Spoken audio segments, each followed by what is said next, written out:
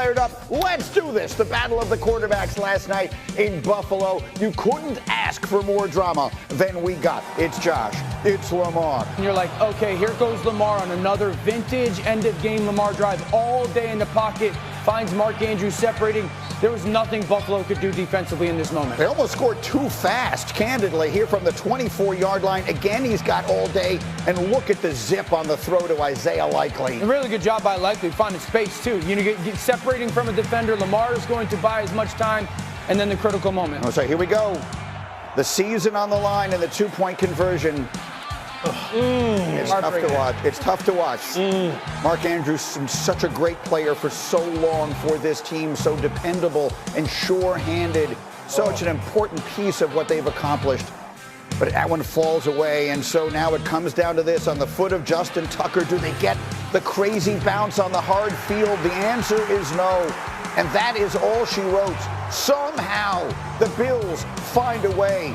Josh Allen going on. Lamar Jackson to a long offseason. All year this team has heard we got no talent. We're too small. We can't stop the run. We're not good enough to compete. We've just put our head down and worked hard. I'm so proud of our defense. I'm so proud of our offense and special teams. What a complete win. Every time we're in situations like this, turnovers play a factor. Penalties play a factor. Tonight, the turnovers, we can't have that, you know? And that's why we lost the game, because as you can see, we're moving the ball wonderfully. It's hold on to the ball. I'm sorry for my language, but annoying. I'm tired of That's a very, very tough loss. D. Wood, what was the first thing you said to me this morning? Baltimore was a better team. Baltimore was the better team in this game. And, you know, the one thing we talk about at this time of year, you got to be able to make the game-winning plays when it counts. And when you watch that game, anyone watching that game, Lamar Jackson doing too much, fumbles the ball, okay? The interception, okay? Mark Andrews, the fumble. Those are the plays that kill you. But go to the third quarter. When you're watching the third quarter, no one can tell me that when you're watching the third quarter, Baltimore is about to go ahead and pull this thing off, because they were absolutely dominant in that game. Their defense has stepped up. Lamar Jackson and company and Derrick Henry, they were able to run the ball at will against that Buffalo Bills defense.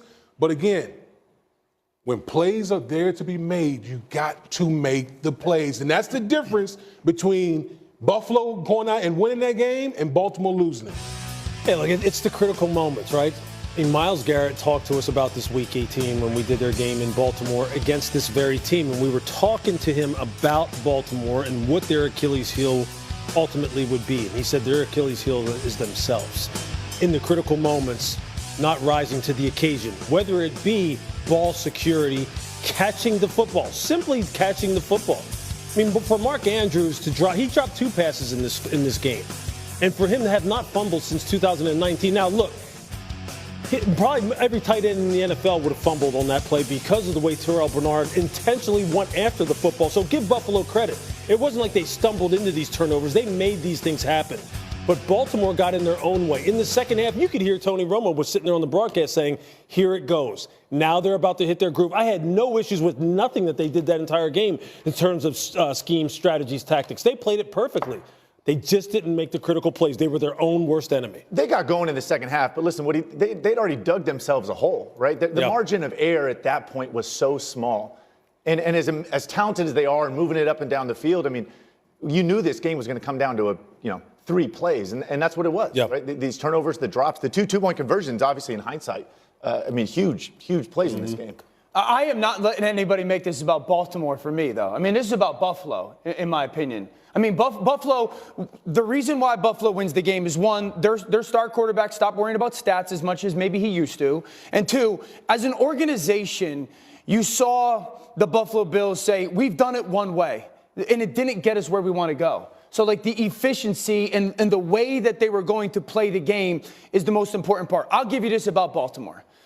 The only way Baltimore was going to lose, in their words, Lewis, they said this to us, to your point about Myles Garrett, was the only way they lose is what? Beat ourselves. And they did just that. The interception, Lamar forces the football. Now, it doesn't turn into points, but it takes the possession away. The fumble, Lamar's trying to do too much in that moment. The fumble by Mark Andrews, the details of maybe trying to secure that ball and not going, and then the 2-point conversion is not making that catch. So that organization and that team is going to have to figure out a way to play their very best and when it's needed in that playoff win-or-go-home game. But it's also an example of Buffalo has. Like, Buffalo has figured out a way to play their very best when it's needed so they don't go home. See, the one thing about the NFL, I'll just say this, is like there are no absolutes. It's never just, well, this team did everything right and this team did everything. There was a lot of give and take in this football game. Of course, look, Baltimore had their biggest deficit at halftime that they've had all season long. So, right, they dug themselves a hole. And I'm not taking anything away from Buffalo. I'm not making it about Baltimore. Buffalo intentionally tackled the football, punched the ball out. They had 3 rushing touchdowns in the first half. Josh, you know what? Joe Brady called a perfect game. Correct. Philosophically, that's how they have this is what they have morphed into being because of these kinds of moments. Baltimore, though, make no mistake about it.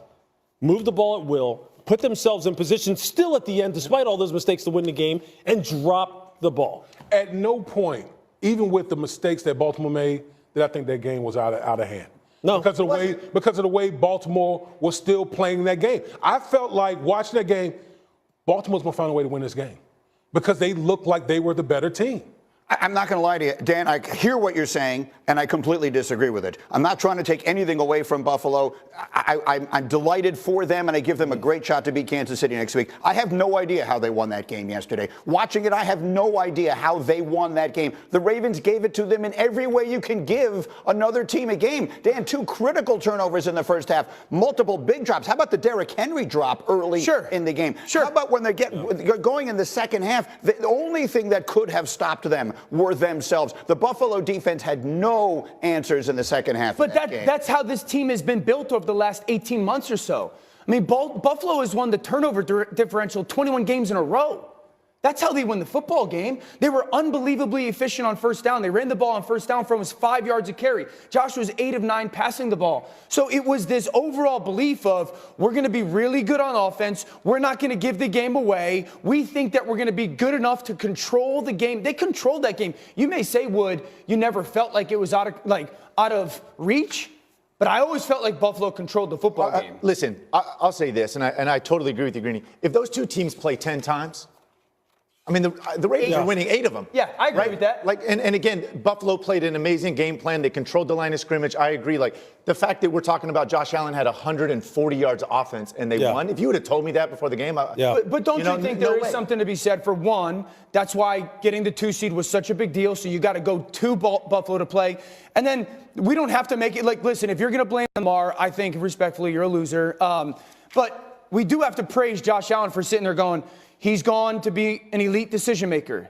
He's gone to being a guy who's playing smart but not careful. He's gone from being a guy who's reckless to aggressive. Like that we were talking about at pre-show, that 3rd and goal run where he gets hemmed up late in the game and he takes the ball and he's thinking about pitching it to James Cook. You're like, please, God, don't do that. Josh of old would have done that. I think there's been a whole organizational kind of evolution in Buffalo, though. Which is exactly. And offensively, they've kind of taken some of that away from Josh and said, hey, look, you know what? We don't need to put it all on you. We had 3 backs last night who were just look, I'll tell you what. We talk about offensive line play. We're talking about Philly's offensive line. We talk about the way the Rams ran the ball. We're talking about the way Baltimore runs the ball. Buffalo's offensive line, you saw what Deion Dawkins can do to people. Deion Dawkins will knock people out of the game. This is as physical an offensive line as there is in football. So the way in which they have evolved this football team overall kind of even transcends Josh Allen, which I'll tell you what, give Brandon Beane, give Sean McDermott, 100%. Give all of them a ton of credit for what they built. Look, I thought that Lamar Jackson was the best player on the field yesterday, so I'm not taking anything away from him at all. But if the Ravens don't do uncharacteristically, and this is the 2nd consecutive year that we say this, the Ravens were the best team. They were the best team in the AFC last year, and they were the best team in the AFC this year. And they find ways to lose games they have no business losing. They did it during the regular season, which is why they were in Buffalo yesterday, and they did it again yesterday. 5 playoff losses for Lamar. They've been outscored off the turnovers, 37-3. Well, there you go. I mean, Myles Garrett summed it up perfect when he talked to us, and he was just as straight face as can be. They're their own worst enemy. I mean that with respect to Buffalo. Not doing the things that get you beat is how you win playoff games. Ask Kansas City. Meanwhile, we'll have much more on that game as we go. Let's go to the snow globe that was Philadelphia. Jalen Hurts and the Eagles. Matthew Stafford and the Rams. The scenes fascinating. Jalen Hurts, what could he get done? Eagles down 7. Chào các bạn đã đến với kênh YouTube của mình. Video ngày hôm nay của mình sẽ là những video tô mò.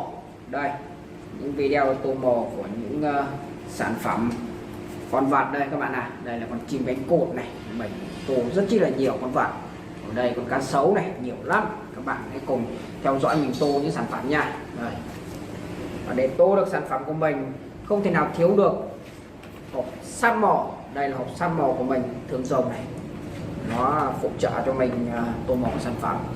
Và bây giờ các bạn cùng theo dõi mình tô mò nha. Nhiều chị yêu cầu này các bạn. Đó là cho anh vui, cho anh tôi. Mày có biết là cái nhóm bạn của tao đấy nhá, nó về nhà tao như nhà nó không? Về nhà tao nó phải nấu ăn, nó phải rửa bát. Tao bắt làm đấy, không thì chúng nó không biết việc. Bắt làm đấy, không thì chúng nó không biết việc mà. Bé vào nhà có biết gì đâu. Và tao phải dạy chúng nó luôn đấy chứ. Tao bảo là Dương tao tới lại tao đứng dậy tao rửa bát. Dương đừng nói làm gì, bởi vì bọn tao là chị em họ rồi.